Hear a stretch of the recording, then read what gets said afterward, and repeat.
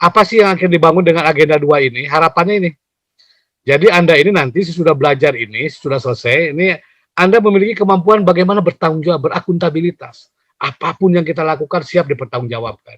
Dunia akhirat tentunya pertanggung jawabannya gitu ya. Yang kedua, mungkin Anda juga harus tidak ada lagi kepentingan pribadi. Berangkat dari rumah begitu nginjak jalan langkah pertama itu, niat kita adalah bagaimana kita akan mengedepankan kepentingan bangsa dan negara ini.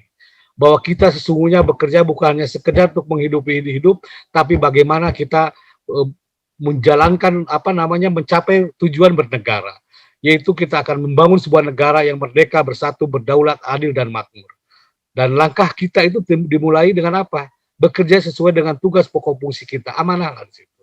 Jadi Anda sangat mulia sesungguhnya, begitu melangkah kaki pun kita untuk kepentingan negara, bukan untuk kepentingan pribadi. Yakinkan itu.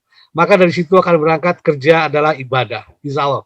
Bayangkan Anda kalau begitu ngelangkah, tidak hari ini, inilah untuk kepentingan bangsa, untuk ibadah. Maka tidak ada lagi kata-kata, aduh, I don't like Monday. Kalau orang Sunda bilang, anjrit, udah Senin lagi, nggak ada lagi kata-kata kayak gitu.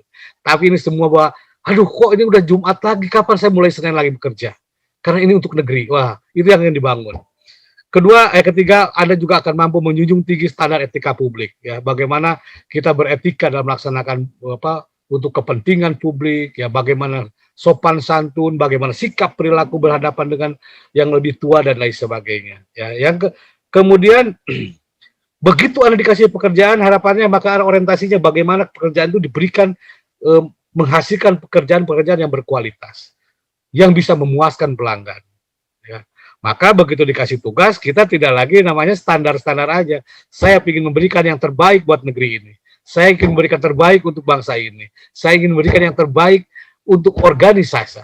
Karena ini adalah bagian dari ibadah kita. Harapannya demikian gitu ya. Dan terakhir tentunya dalam melaksanakan itu sedikit pun saya tidak berniat untuk mengambil sesuatu yang bukan hak saya. Dan kalau jauh lebih penting, jangan sampai orang lain pun melakukan itu. Kita juga harus mampu menjaganya. Ini mungkin secara umum yang diharapkan dari pembelajaran ini ya. Kemudian ya rangkumannya kan untuk mengisi ini ada 5 mata pelatihan. Anda kan semua sudah belajar. Saya tidak akan lagi mengajari tentang apa sih akuntabilitas, tapi yang paling penting dari akuntabilitasnya Anda mampu membentuk nilai-nilai akuntabilitas kepada sehingga Anda bisa melihat dasarnya apa sih akuntabilitas itu, konflik kepentingan juga bagaimana terjadi di kita bisa hindari, nasionalisme pun sama, bagaimana kita menjunjung tinggi kepentingan nasional, etika publik tadi sama mampu pembelajaran kode etik perilaku itu kayak gimana, sehingga komitmen mutu berorientasi pada mutu.